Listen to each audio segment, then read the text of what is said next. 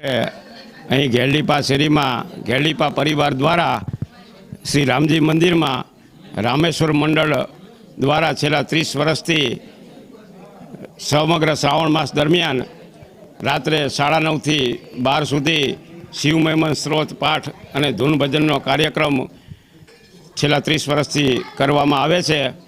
અત્રે આ ઘેરડીપા પરિવારના નાના બાળકોથી વયોવૃદ્ધ સુધી આ પાઠમાં સામેલ થાય છે।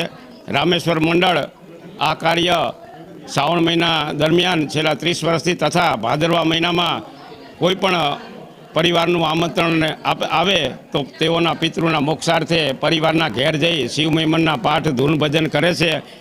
રામેશ્વર મંડળ કોઈપણ ચાર્જ લેતો નથી।